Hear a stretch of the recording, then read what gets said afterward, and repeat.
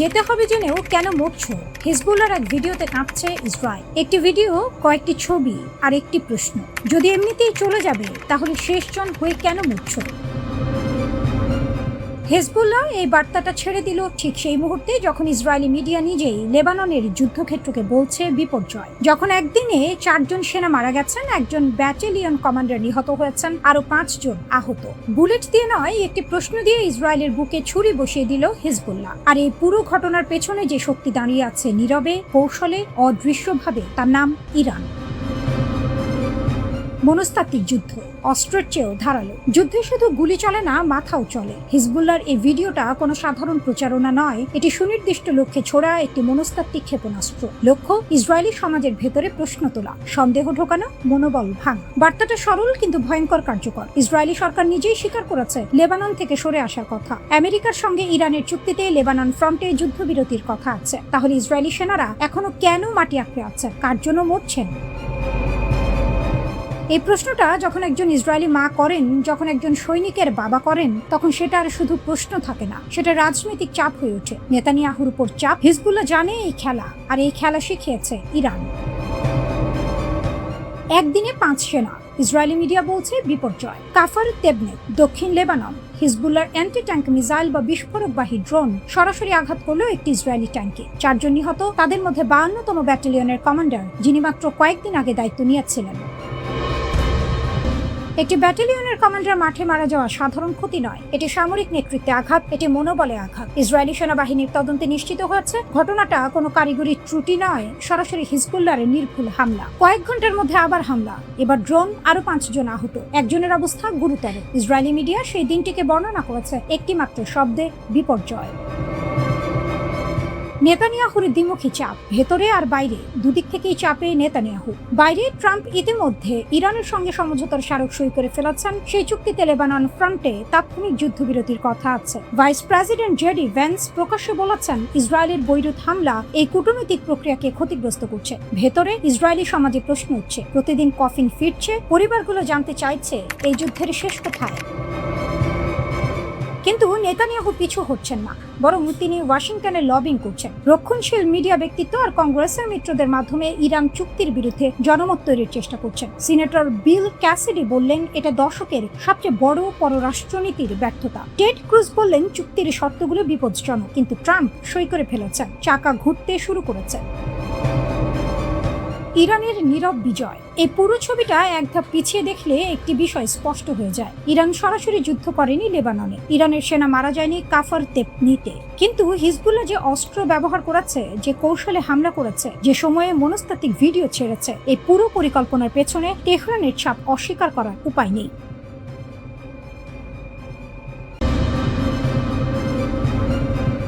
দক্ষিণ লেবাননের সীমান্ত এখন জ্বলন্ত অগ্নিকুণ্ড। মুখোমুখি লড়াইয়ে ইসরায়েলের 4 এলিট সেনা খতম। নিহতদের মধ্যে আছেন খোদ ব্যাটালিয়ন কমান্ডার লেফটেন্যান্ট দর গেদালিয়াবেভ সিমসন। তেল আবিবের সামরিক সদর দপ্তরে এখন শুধু কান্নার রোল আর প্রতিশোধের চিৎকার। এই চরম পরাজয় দিশেহারা হয়ে ইসরায়েলের কট্টরপন্থী মন্ত্রী ইতামার বেন গাভির হুমকি দিয়েছেন গোটা লেবাননকে জ্বালিয়ে পুড়িয়ে ছারখার করে দেয়ার। ইসরায়েলি আগ্রাসনের এই দানবীয় রূপের সামনে মধ্যপ্রাচ্যের একমাত্র অতন্ত্র প্রহরী হিসেবে দাঁড়িয়ে গেছে ইরান। পশ্চিমা সাম্রাজ্যবাদ আর ইসরায়েলি দম্ভের মুখে লেবাননকে রক্ষা করতে ইরান এখন নায়কের আসনে। সীমান্তের ট্র্যাজেডি ও ইসরায়েলের দম্ভ চূর্ণ। দক্ষিণ লেবাননের পাহাড়ি অঞ্চলে ইসরায়েলি বাহিনী ভেবেছিল তারা সহজেই আধিপত্য বিস্তার করবে, কিন্তু লেবাননের প্রতিরোধ যোদ্ধাদের সুনিপুণ অ্যাম্বুশে মুহূর্তের মধ্যে চূর্ণ হয়ে যায় ইসরায়েলি অহংকার। 4 সেনা নিহতের খবর ছড়িয়ে পড়তেই তেল আবিবের রাজনৈতিক অঙ্গনে তোলপাড় শুরু হয়। বিশেষ করে ব্যাটালিয়ন কমান্ডার সিমসনের মৃত্যু ইসরায়েলি ডিফেন্স ফোর্সের মনোবলকে গুঁড়িয়ে দিয়েছে। এই ক্ষয়ক্ষতি আড়াল করতেই এখন ইসরায়েলের কট্টর ডানপন্থীরা উন্মাদের মতো আচরণ করছে। ইতামার বেন গাভিরের উস্কানি।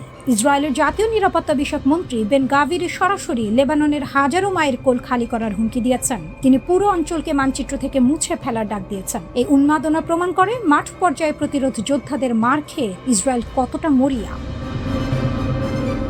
মার্কিন ইসরায়েল দ্বিমুখী নীতি ও ফ্রান্সের অসহায়ত্ব। লেবানন ইস্যুতে পশ্চিমা জোটের ভেতরেই এখন তীব্র ফাটল। একদিকে মার্কিন প্রেসিডেন্ট ডোনাল্ড ট্রাম্প বৈরুতে ইসরায়েলি বিমান হামলার সমালোচনা করছেন, অন্যদিকে ইসরায়েলকে অস্ত্র সরবরাহ সচল রাখছেন। ট্রাম্পের এই তথাকথিত উদ্বেগ আসলে মধ্যপ্রাচ্যে মার্কিন মুখ বাঁচানোর একটি চেষ্টা মাত্র। নেতানিয়াহু সাফ জানিয়ে দিয়েছেন ওয়াশিংটনের কোনো বিধিনিষেধ তিনি মানবেন না। এদিকে ফরাসি পররাষ্ট্রমন্ত্রী জন বেলবুরো যুক্তরাষ্ট্রের কাছে আকুতি জানাচ্ছেন যেন তারা ইসরায়েলকে থামায়। কিন্তু বাস্তবতা হলো পশ্চিমা পরাশক্তিগুলো মুখে শান্তির কথা বললেও ভেতরে ভেতরে ইসরায়েলি যুদ্ধাপরাধের অংশীদার। তারা লেবাননের সার্বভৌমত্ব রক্ষায় সম্পূর্ণ ব্যর্থ। ইরান লেবাননের সার্বভৌমত্বের আসল ত্রাতা। পশ্চিমাদের এই ভণ্ডামি এবং ইসরায়েলের আগ্রাসনের মুখে লেবানন যখন অভিভাবকহীন, ঠিক তখনই ত্রাতার ভূমিকায় অবতীর্ণ হয়েছে ইরান। তেহরান কেবল ফাঁকা বলি বা যুদ্ধের হুমকি দেয় না, তারা মাঠ পর্যায়ে প্রতিরোধ গড়ে তোলার আসল কারিগর। যুদ্ধবিরতির নামে ইসরায়েলি প্রতারণা। লেবানন ও ইসরায়েলের মধ্যে একটি যুদ্ধবিরতির সমঝোতা হওয়ার কথা ছিল, কিন্তু ইসরায়েল তাদের পুরনো স্বভাব অনুযায়ী সেই সমঝোতা লঙ্ঘন করেছে। তাদের আসল উদ্দেশ্য শান্তি নয়, বরং দক্ষিণ লেবাননের খনিজ ও কৌশলগত অঞ্চলের ওপর নিয়ন্ত্রণ প্রতিষ্ঠা করা। ইসরায়েলি সেনাবাহিনী ঘোষণা করেছে যে তারা লেবাননের অবকাঠামো ধ্বংস করা অব্যাহত রাখবে। এটি কোনো সামরিক অভিযান নয়, এটি একটি স্বাধীন রাষ্ট্রের ওপর জাতিগত নিধনযজ্ঞ। আর এই আগ্রাসনের সামনে ইরান একাই প্রতিরোধ প্রাচীর গড়ে তুলেছে। অবিরাম ইসরায়েলি হামলায় দক্ষিণ লেবাননে এখন মানবিক বিপর্যয় চরমে। হাজার হাজার নিরীহ মানুষ প্রাণ হারিয়েছেন, লাখ লাখ মানুষ নিজ ভূমিতে উদ্বাস্তু হয়ে দিন কাটাচ্ছেন। জাতিসংঘ এবং আন্তর্জাতিক অপরাধ আদালত কেবল নীরব দর্শকের ভূমিকা পালন করছে।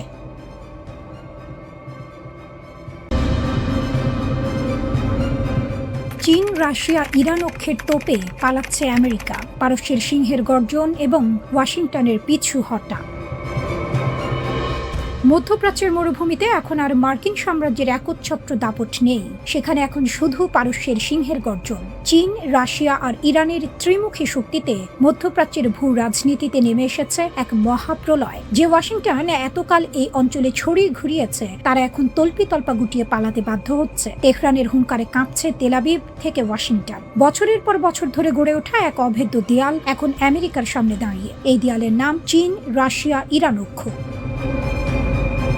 ইরান আমেরিকা ছায়াযুদ্ধে চূড়ান্ত বিজয়গাথা লিখেছে তেহরান। এটা শুধু ফাঁকা বুলি নয়, রণক্ষেত্রের কঠিন বাস্তবতা। একদিকে ইসলামিক রিভলিউশনারি গার্ড কর্পস বা আইআরজিসির ইস্পাত কঠিন মনোবল, অন্যদিকে দুই পরাশক্তি বন্ধু চীন ও রাশিয়ার প্রযুক্তিগত সমর্থন। এই দুইয়ের মেলবন্ধনে মার্কিন যুক্তরাষ্ট্রের আধুনিক প্রতিরক্ষা ব্যবস্থাকে বুড়ো আঙুল দেখিয়েছে পারস্যের সিংহরা। শহীদ আয়াতুল্লাহ আলী খামেনির দেশ আজ পশ্চিমাদের চোখে চোখ রেখে লড়াই করছে। মধ্যপ্রাচ্যের কসাই খ্যাত বেনিয়ামিন নেতানিয়াহুর সমস্ত ছক ভেস্তে দিয়েছে ইরান। মার্কিন রণতরী আর অত্যাধুনিক যুদ্ধ বিমানগুলো আজ অসহায়। তেহরানের এই রণকৌশলের সামনে টিকতে না পেরে রীতিমতো লেজ গুটিয়ে পালাচ্ছে মার্কিন বাহিনী।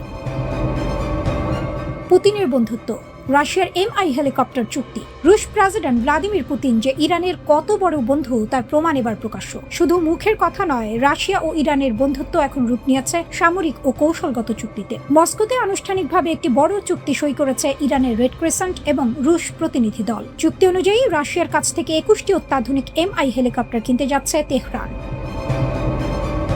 2027 সালের মার্চের মধ্যেই প্রথম চালানির 4টি হেলিকপ্টার পৌঁছে যাবে পারস্যের মাটিতে। এই হেলিকপ্টারগুলো শুধু ত্রাণ বা রসদ সরবরাহের কাজেই লাগবে না, এর ভেতরে লুকিয়ে আছে পুতিনের দেয়া এক বড় চমক। এই আকাশযানগুলোতে যুক্ত থাকছে অত্যন্ত উন্নত নাইট ভিশন প্রযুক্তি। এর অর্থ হলো ঘুটঘুটে অন্ধকারেও শত্রুর চোখ ফাঁকি দিয়ে নিখুঁতভাবে অপারেশন চালাতে পারবে এই চপারগুলো। পাশাপাশি এতে থাকছে আধুনিক অগ্নি নির্বাপন সরঞ্জাম। দুর্যোগে কিংবা যুদ্ধে সবখানেই এই রুশ প্রযুক্তি ইরানকে দেবে এক অনন্য সুবিধা।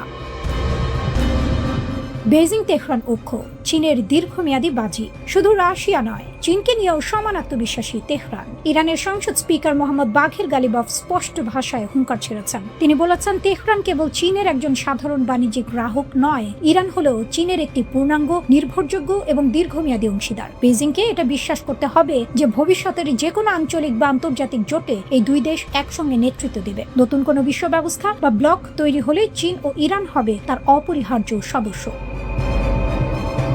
ইরানি নীতি নির্ধারকদের মতে বৈশ্বিক রাজনীতিতে ক্ষমতার ভারসাম্য বজায় রাখতে বেইজিং এক গুরুত্বপূর্ণ ভূমিকা পালন করছে। মার্কিন যুক্তরাষ্ট্রের একতরফা নিষেধাজ্ঞা ওসব এখন কেবলই কাগজের বাঘ। চীন ও ইরান সই করেছিল এক যুগান্তকারী 25 বছর মেয়াদী ব্যাপক কৌশলগত অংশীদারিত্ব চুক্তি। এই একটি চুক্তি আন্তর্জাতিক রাজনীতির মোড় ঘুরিয়ে দিয়েছে। রাজনীতি, সংস্কৃতি, নিরাপত্তা, প্রতিরক্ষা থেকে শুরু করে আঞ্চলিক সহযোগিতা সব ক্ষেত্রেই দুই দেশের দীর্ঘমেয়াদী ফ্রেমওয়ার্ক তৈরি হয়ে গেছে এই চুক্তির মাধ্যমে।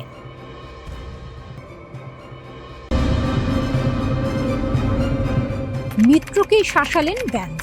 ইরানের চালে কোণঠাসা ইসরায়েল, বদলে যাচ্ছে মধ্যপ্রাচ্যের সমীকরণ। দশকের পর দশক ধরে যে সম্পর্ককে অটুট ধরে নেওয়া হয়েছিল সেই ওয়াশিংটন তেল আবিব পক্ষে আজ স্পষ্ট ফাটল। আর সেই ফাটলের কেন্দ্রে দাঁড়িয়ে আছে একটি নাম, ইরান। তেহরান কোনো যুদ্ধ জেতেনি, কিন্তু কূটনীতির বোর্ডে এমন একটি চাল দিয়েছে যেটা আমেরিকার ভাইস প্রেসিডেন্টকে দিয়েই তার পুরনো মিত্রকে সরাসরি শাসাতে বাধ্য করেছে। এটাই এখন বিশ্ব রাজনীতির সবচেয়ে বড় গল্প। যে মন্তব্য কাঁপিয়ে দিল সব হিসাব। জেডি ভ্যান্স, মার্কিন ভাইস প্রেসিডেন্ট, ট্রাম্প প্রশাসনের দ্বিতীয় সর্বোচ্চ ক্ষমতাধর মানুষ, সাংবাদিকদের মুখোমুখি দাঁড়িয়ে তিনি সরাসরি ইসরায়েলের নেতৃত্বের উদ্দেশ্যে বললেন, বাস্তবতাটা বুঝতে শেখা প্রয়োজন। এই একটি লাইন আন্তর্জাতিক কূটনীতির ভাষায় অনেক কিছু বলে দেয়। মিত্রকে প্রকাশ্যে এভাবে সতর্ক করা হয় না যদি না সম্পর্কে সত্যি বড় ধরনের টানাপোড়েন তৈরি হয়। কিন্তু কেন এই মন্তব্য? কিসের আগে ফুঁসলেন ভ্যান্স? ঘটনার শিকড়ে ইরান। ট্রাম্প প্রশাসন ইরানের সঙ্গে একটি সমঝোতা চুক্তির খসড়া তৈরি করেছে। সেই খবর ছড়িয়ে পড়তেই ইসরায়েলের অন্দরমহলে শুরু হলো তীব্র সমালোচনার ঝড়। ইসরায়েলের মন্ত্রী ও নীতি নির্ধারকদের অনেকেই এই সমঝোতাকে বললেন তেহরানের কাছে মার্কিন প্রশাসনের নতি স্বীকার। সমালোচনা শুধু কূটনৈতিক ভাষায় থামেনি, ট্রাম্প প্রশাসনকে লক্ষ্য করে ব্যক্তিগত আক্রমণও এলো। আর তখনই ভ্যান্স ধৈর্য হারালেন। যা বললেন ভ্যান্স, যা শুনতে হলো ইসরায়েলকে। ভ্যান্সের বার্তা ছিল কঠোর, স্পষ্ট এবং একদম সরাসরি। তিনি মনে করিয়ে দিলেন গত কয়েক মাসে ইসরায়েলের আকাশ ও ভূখণ্ড রক্ষায় ব্যবহৃত প্রতিরক্ষা সরঞ্জামের 2/3 এসেছে আমেরিকার হাত ধরে। মার্কিন করদাতাদের টাকায় কেনা অস্ত্র দিয়ে যারা নিজেদের বাঁচাচ্ছে তাদের পক্ষ থেকে ট্রাম্প প্রশাসনের সমালোচনা কোনোভাবেই গ্রহণযোগ্য নয়। এখানেই থামলেন না, ব্যঙ্গাত্মক ভঙ্গিতে প্রশ্ন ছুড়লেন। সমালোচনা করা সহজ, কিন্তু বিকল্প প্রস্তাবটা ঠিক কি? তারপর বললেন সেই কথা যেটা ইসরায়েলের রাজনৈতিক মহলে এখনো অনুরণিত হচ্ছে। কোনো সমস্যার সমাধান কেবল শক্তি প্রয়োগ বা ধ্বংসযজ্ঞ দিয়ে চিরস্থায়ী হয় না। ইরান যে চালটা দিয়েছে, এখন একটু পেছনে ফিরে তাকান। ইরান কি সত্যিই দুর্বল হয়ে টেবিলে এসেছে, নাকি এটা তেহরানের দীর্ঘমেয়াদী কৌশলের অংশ? লেবানন সীমান্তে সংঘাত চলছে, হরমুজ প্রণালীতে উত্তেজনা আছে, কিন্তু ঠিক এই মুহূর্তে ইরান আলোচনার টেবিলে বসে দেখাচ্ছে আমরা শান্তি চাই, আমরা কথা বলতে রাজি। এই একটি পদক্ষেপ ইসরায়েলকে কোণঠাসা করে দিয়েছে, কারণ এখন ইসরায়েল যদি যুদ্ধ চালিয়ে যায় বিশ্বের চোখে সে হয়ে যায় শান্তি বিরোধী পক্ষ, আর যদি থামে তাহলে ইরানের কূটনৈতিক বিজয় স্বীকার করতে হয়। দুদিকেই ইসরায়েলের জন্য সংকট। ভ্যান্স একটি কথা বলেছেন যেটা ইসরায়েলের জন্য সবচেয়ে ভয়ের। বর্তমান বিশ্ব পরিস্থিতিতে যুক্তরাষ্ট্রের চেয়ে বড় কোনো শক্তিশালী মিত্র ইসরায়েলের অবশিষ্ট নেই। এটা শুধু তথ্য নয়, এটা সতর্কবার্তা। এটা বলছে মিত্রকে হারানোর সামর্থ্য তোমার নেই, তাহলে মিত্রের সিদ্ধান্তকে চ্যালেঞ্জ করছো কোন সাহসে? ইসরায়েল এই চুক্তিতে সই করেনি। তারা ঘোষণা করেছে নিজের নাগরিক ও ভূখণ্ড রক্ষায় যে কোনো সামরিক পদক্ষেপ নেওয়ার অধিকার তারা রাখে। কিন্তু সেই ঘোষণা এখন অনেকটাই ফাঁকা গর্জনে পরিণত হচ্ছে, কারণ সবচেয়ে বড় মিত্রটাই এখন অন্য পথে হাঁটছে।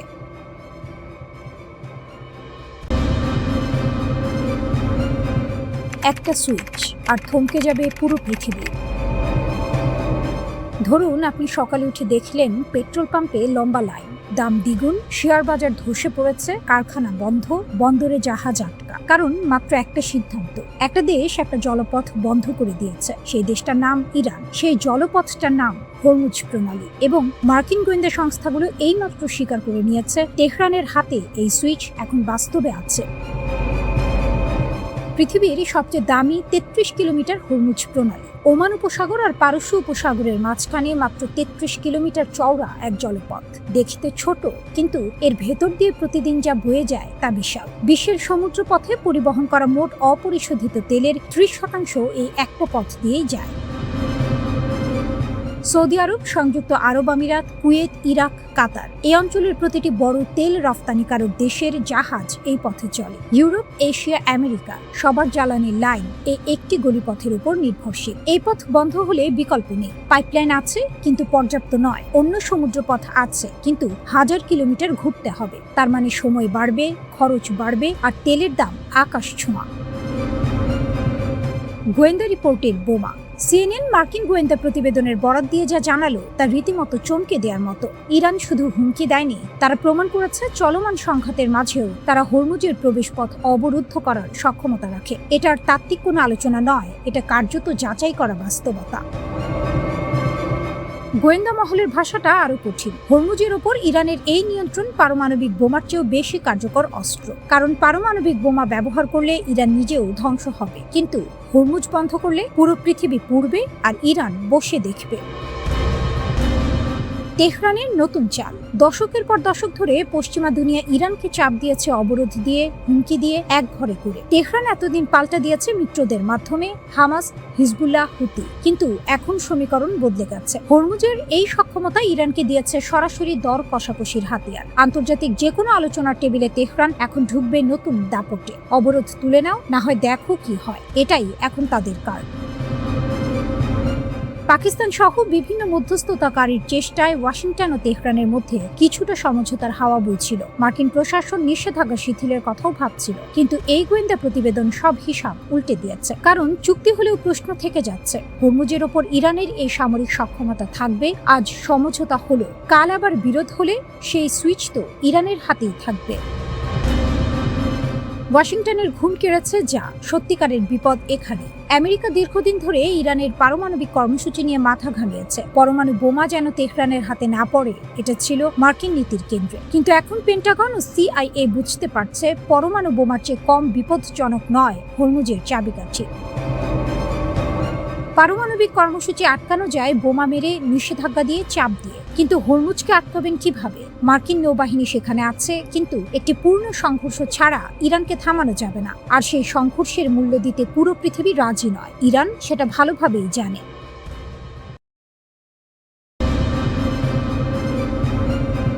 আমেরিকা মিথ্যা বলছে, প্রমাণ দিল ইরান। ওয়াশিংটন বলছিল সব মিসাইল আটকে দেওয়া হয়েছে। ইরান বলল দেখো, একটি ছবি, দুটো ছবি, ধ্বংসস্তূপ, পুড়ে যাওয়া রাডার, পুড়ে যাওয়া রেডন।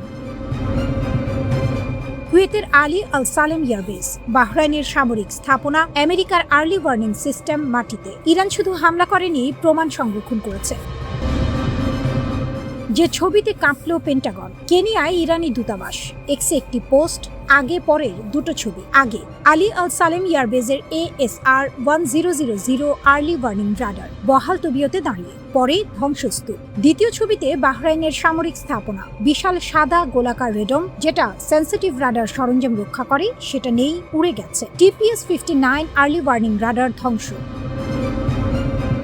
ইরান ক্যাপশনে লিখল, keep lying boys, the only thing getting obliterated is your credibility. মিথ্যা বলতে থাকো, তোমাদের বিশ্বাসযোগ্যতাই শুধু ধ্বংস হচ্ছে।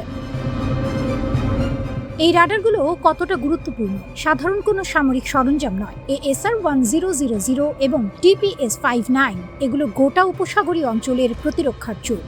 আকাশে শত্রু বিমান এলে এরা টের পায়, ড্রোন ধরে, ব্যালিস্টিক মিসাইল ট্র্যাক করে। এই চোখ এখন বন্ধ। আমেরিকা যদি সত্যিই সব মিসাইল আটকে দিত, তাহলে এই রাডার ধ্বংস হলো কিভাবে? এই প্রশ্নের উত্তর ওয়াশিংটনের কাছে নেই। কোথা থেকে শুরু হলো এই যুদ্ধ? ঘটনাক্রম বুঝতে হবে। আমেরিকার একটি অ্যাপাচি অ্যাটাক হেলিকপ্টার ভূপাতিত হলো। পাল্টা জবাবে মার্কিন বাহিনী দক্ষিণ ইরানের dozen dozen Tomahawk cruise missile ছুড়ল। ইরানের air defence system, ground control station, Hormuz প্রণালীর কাছের রাডার সাইট, সব টার্গেট। ইরান চুপ করে বসে রইল না। 10 জুন রাতে IRGC ঘোষণা দিল, শুরু হলো প্রথম ধাপের বড় আক্রমণ। মিসাইল, ড্রোন একসাথে। এক রাতে 18টি টার্গেট। IRGCর দাবি, একটি অভিযানে 18টি আমেরিকান স্থাপনায় আঘাত। কুয়েতের আলী আল সালেম এয়ারবেস, আহমেদ আল জাবের এয়ারবেস, বাহরাইনের শেখ ঈশা এয়ারবেস, উত্তর ইরাকের হারির এয়ারবেস, জর্ডানের একটি এয়ারবেসে F-35 হ্যাঙ্গার। এমনকি বাহরাইনে মার্কিন নৌবাহিনীর 5ম ফ্লিটের সদর দফতর লক্ষ্য করে সুইসাইড ড্রোন পাঠানো হয়েছে। পার্সিয়ান উপসাগর থেকে ইরাক, জর্ডান থেকে বাহরাইন, ইরানের আঘাত ছড়িয়ে পড়েছে পুরো অঞ্চল জুড়ে। IRGC aerospace commander major general Majid Mousavi বললেন, গোটা অঞ্চলকে নরক বানিয়ে দিতে হবে। আমেরিকা কি বলছে? ইউএস সেন্ট্রাল কমান্ড বলছে তাদের অভিযান ছিল প্রতিরক্ষামূলক, ট্রাম্পের নির্দেশে পরিচালিত, কিন্তু রাডার ধ্বংসের ছবি নিয়ে, কুয়েত বাহরাইনে ক্ষয়ক্ষতির দাবি নিয়ে নীরবতা। আইএই এর মহাপরিচালক রাফায়েল মারিয়ানো গ্রোসি সাম্প্রতিক এক সাক্ষাৎকারে সতর্ক করে দিয়ে বলেন, যদি ইরান পারমাণবিক অস্ত্র বানানোর সিদ্ধান্ত নেয় তাহলে এখনকার ইউরেনিয়ামের মজুদ দিয়ে 10টি বোমা বানিয়ে ফেলতে পারবে। তবে সূত্র দুটি আরও জানিয়েছে, ইরানের সমৃদ্ধ করা ইউরেনিয়ামের মজুদ কোথাও আছে সেটা জানার বিষয়ে মার্কিন গোয়েন্দারা আত্মবিশ্বাসী, আর এই আত্মবিশ্বাসের কারণ আকাশপথে নিরবিচ্ছিন্ন নজরদারি।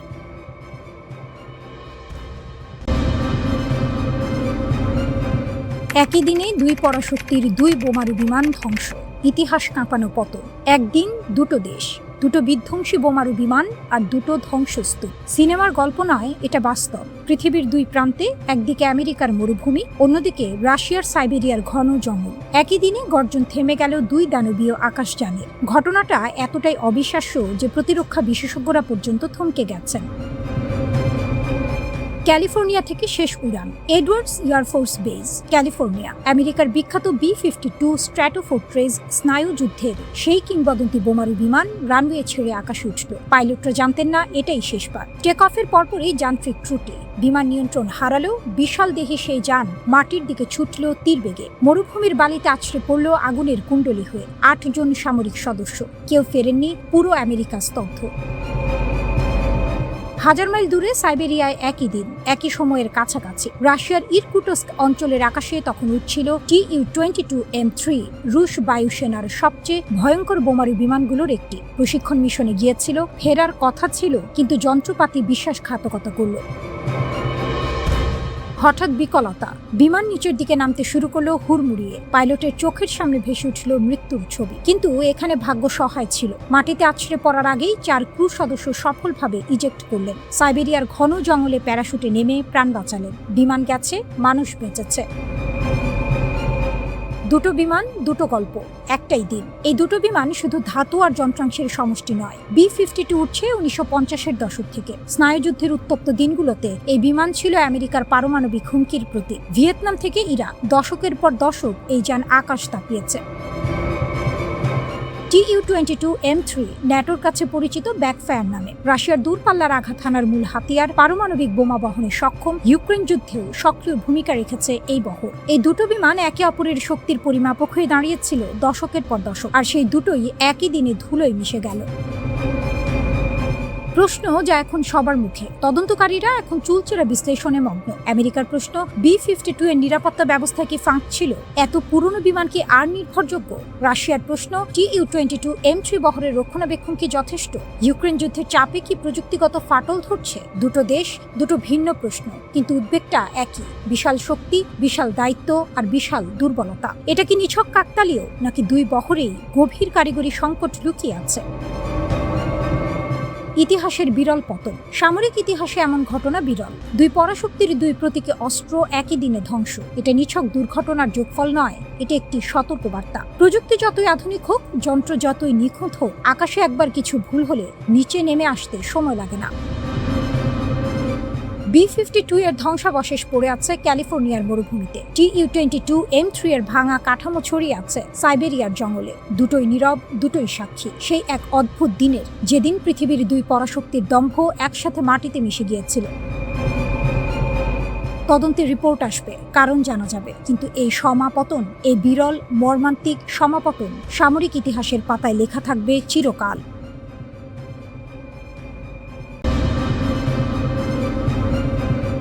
ড্রোন ঝাঁকে কাঁপছে ইসরায়েল। একঝাঁক বিধ্বংসী FPV ড্রোন আর রকেটের মুহুর্মুহু গর্জন, আর তাতেই মুহূর্তে তাসের ঘরের মতো ঘুরিয়ে গেল তেল আবিবের দুর্ভেদ্য বিমান প্রতিরক্ষা ব্যবস্থা। ওয়াশিংটন আর ইসরায়েল মিলে যখন হিজবুল্লাহকে মাইনাস করে লেবাননের ওপর একতরফা চুক্তি চাপিয়ে দেওয়ার আকাশকুসুম কল্পনা করছিল, ঠিক তখনই রণক্ষেত্রের সমীকরণ পাল্টে দিল ইরানের প্রতিরোধ অক্ষ। হিজবুল্লাহ ড্রোন ঝাঁকের আত্মঘাতী আঘাতে উত্তর ইসরায়েলের সেটেলমেন্টগুলোতে সাইরেনের হাহাকার। রণক্ষেত্রের আসল নায়ক ইরান। মার্কিন ইসরায়েল ঐক্যের চোখে সর্ষে ফুল দেখাচ্ছে তেহরান।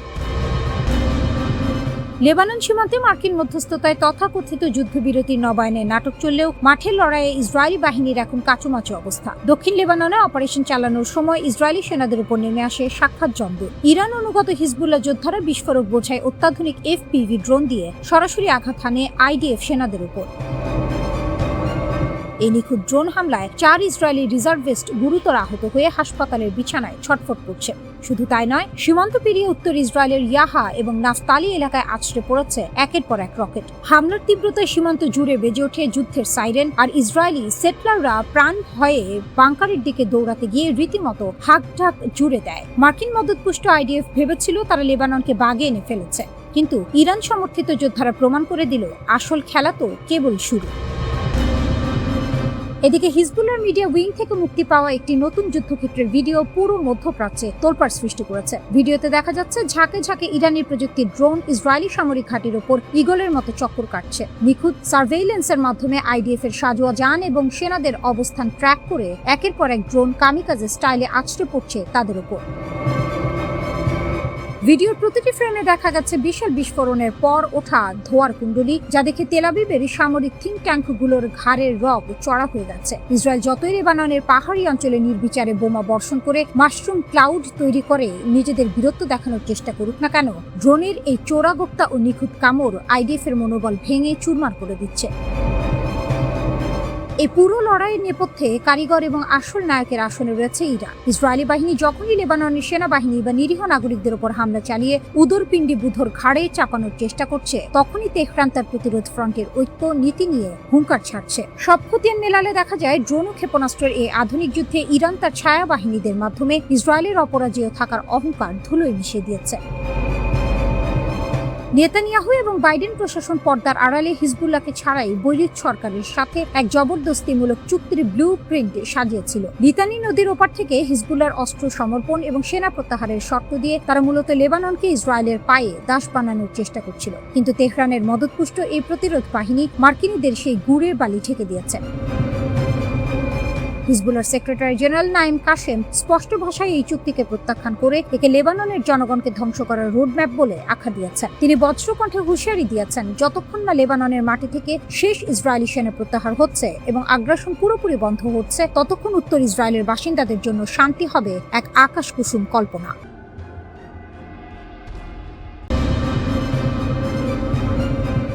জিরো আওয়ার লঞ্চারগুলো প্রস্তুত। ইরানের সর্বোচ্চ নেতার উপদেষ্টা আলী আকবর বেলায়েতি বললেন, জিরো আওয়ার এসে গেছে। সংক্ষিপ্ত বার্তা, কিন্তু বিস্ফোরণের মতো ছড়িয়ে পড়েছে রাজধানী থেকে রাজধানীতে। প্রশ্ন একটাই, এরপর কি? সিদ্ধান্তের মুহূর্ত। বেলায়েতি কোনো সাধারণ মানুষ নন, তিনি শীর্ষ নেতার ঘনিষ্ঠ উপদেষ্টা। দশকের পর দশক ইরানের পররাষ্ট্রনীতির কেন্দ্রে। তার কথা হাওয়ায় মেলায় না, তার কথার ওজন আছে। তিনি বললেন, বৈরুতে ইসরায়েলি হামলা ধৈর্যের সীমা অতিক্রম করেছে। একটি ভুল হিসেব সব শেষ করে দিয়েছে। নির্দেশ জারি হয়েছে। কোন নির্দেশ, কার বিরুদ্ধে, কখন, সেটা বলেননি, কিন্তু না বলেই বলেছেন অনেক কিছু। Hezbollah, axis of resistance. বেলায়েতির কথার মর্ম বুঝতে হলে একটা নাম মাথায় রাখতে হবে, হিজবুল্লাহ। ইরান তাদের শুধু মিত্র মনে করে না, তারা এক্সিস অফ রেজিস্ট্যান্সের অংশ। একই জোটে হুতি, ইরাকি মিলিশিয়া, সিরিয়ার সশস্ত্র গোষ্ঠী। ইরানি নেতৃত্বে একটি আঞ্চলিক প্রতিরোধ কাঠামো। লেবানন ইসরায়েল যখন হামলা চালায়, ইরানের কাছে সেটা শুধু একটি দেশের সমস্যা নয়, সেটা পুরো জোটের গায়ে আঘাত। বেলায়েতি পরিষ্কার করে বলেছেন, লেবানন জ্বললে আগুন সীমান্তে আটকাবে না। দুটো প্রণালী, একটি দুনিয়া। ইরানের হাতে অস্ত্র আছে, মিসাইল আছে, ড্রোন আছে, কিন্তু সবচেয়ে ধারালো অস্ত্র হয়তো অন্যটা, হরমুজ প্রণালী, বাব আল মান্দাব প্রণালী। এই দুই জলপথ দিয়ে প্রতিদিন বয়ে যায় বিশ্বের বিশাল অংশের জ্বালানি। উপসাগরীয় তেল ইউরোপে যায় এই পথে। এশিয়ার কারখানা চলে এই পথের উপর ভর করে। ইরান যদি এই প্রণালী বন্ধ করে দেয়, তাহলে কি হবে? তেলের দাম আকাশ ছোঁবে, শিপিং রুট বদলে যাবে, বৈশ্বিক সাপ্লাই চেইনে ভূমিকম্প। বেলায়েতি এটাকে বললেন কৌশলগত শ্বাসরোধ, মানে শত্রুর অর্থনৈতিক ধমনী চেপে ধরা, বুলেট ছাড়াই যুদ্ধ। এটা হুমকি নয়, এটা রণনীতি। ইসরায়েলের হিসেব। ইসরায়েল জানে ইরান কি করতে পারে। 2024 সালে ইরান সরাসরি ইসরায়েলের ড্রোন ও মিসাইল ছুড়েছিল। সেটা ছিল ইতিহাসে প্রথমবার। প্রায় 300টি অস্ত্র পাঠিয়েছিল তেহরান, বেশিরভাগ আটকে গেছে, কিন্তু বার্তা পৌঁছে গেছে। এখন পরিস্থিতি আরো জটিল। গাজায় যুদ্ধ চলছে, লেবানন জ্বলছে, হুতিরা লোহিত সাগরে জাহাজে হামলা চালাচ্ছে। ইরানের প্রক্সি নেটওয়ার্ক সক্রিয় চারদিকে। এই মুহূর্তে বেলায়েতির বার্তা, লঞ্চারগুলো প্রস্তুত। তেল আবিব এই বার্তা হালকাভাবে নেওয়ার সুযোগ নেই। যুদ্ধ নাকি রাজনীতি? বিশ্লেষকরা বলছেন এটা সরাসরি যুদ্ধের ঘোষণা নয়, এটা চাপ তৈরির কৌশল। কূটনৈতিক মঞ্চে ইরানের অবস্থান শক্ত করার চেষ্টা, আন্তর্জাতিক সম্প্রদায়কে বলা আমাদের উপেক্ষা করা যাবে না। কিন্তু এখানেই বিপদ। কৌশলগত বার্তা আর বাস্তব যুদ্ধের মাঝের দূরত্ব কমে আসছে। একটা ভুল সিদ্ধান্ত, একটা অতিরিক্ত হামলা, একটা ভুল হিসেব, আর সব উল্টে যেতে পারে। মধ্যপ্রাচ্যের ইতিহাস বলে এখানে আগুন একবার লাগলে নেভানো কঠিন। আমেরিকা মধ্যস্থতার চেষ্টা করছে, কিন্তু টেবিলের বাইরে ইরান মিসাইল প্রস্তুত করছে। ইউরোপ নার্ভাস, কারণ হরমুজ বন্ধ হলে ইউরোপের জ্বালানি সংকট অনিবার্য। চীন ও রাশিয়া পরিস্থিতি দেখছে, তারা ইরানের পাশে থাকবে কতটুকু সেটাই প্রশ্ন। আর ইসরায়েল, তারা প্রস্তুত সবসময়ের মতো। মধ্যপ্রাচ্য এখন একটি দাবার বোর্ড, প্রতিটি ঘুঁটি সাজানো, প্রতিটি খেলোয়াড় অপেক্ষায়। ইরান বলছে 0 আওয়ার, সেই ঘড়ির কাঁটা কখন শূন্যে পৌঁছবে সেটাই এখন পৃথিবীর সবচেয়ে বড় প্রশ্ন।